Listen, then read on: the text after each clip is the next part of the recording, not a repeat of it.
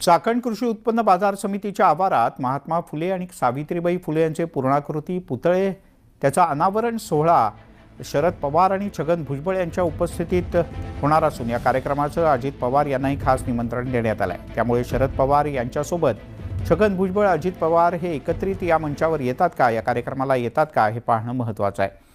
मंत्रिपदावरून भुजबळ यांनी वारंवार जाहीरपणे नाराजी व्यक्त केली। त्यानंतर भुजबळ भाजपसोबत जाणार असल्याच्याही चर्चा रंगतायत आणि त्या पार्श्वभूमीवर या कार्यक्रमाला शरद पवार, अजित पवार आणि छगन भुजबळ हे एका मंचावर असणार आहेत।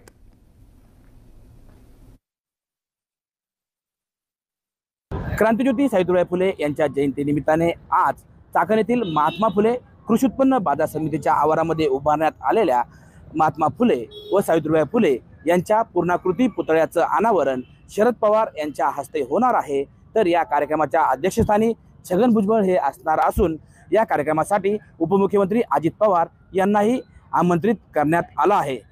खरं तर अनेक दिवसांनंतर छगन भुजबळ व शरद पवार हे एकाच व्यासपीठावर येणार आहेत। त्यातच गेल्या काही दिवसातील राजकीय घडामोडी पाहिल्या तर छगन भुजबळ हे राष्ट्रवादी काँग्रेस पक्षात प्रचंड नाराज असलेलं पाहायला मिळतंय।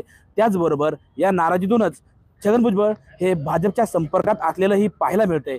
त्या पार्श्वभूमीवरती छगन भुजबळ व शरद पवार हे आज एकाच व्यासपीठावरती येणार असून या कार्यक्रमासाठी आमंत्रित असणारे अजित पवार या कार्यक्रमाला उपस्थित राहणार का हेही पाहावं लागेल। या कार्यक्रमाला जर अजित पवार उपस्थित राहिले तर शरद पवार यांच्या समोर छगन भुजबळ व अजित पवार नेमकी काय भूमिका मांडणार हेही पाहावं लागेल। त्याचबरोबर अजित पवार जर या कार्यक्रमाला उपस्थित राहिले नाही तर छगन भुजबळ व शरद पवार यांच्यात नक्की काय चर्चा होणार हेही पाहावं लागणार आहे। सचिन तोडकर, न्यूज 18 लोकमत, चाकण, पुणे।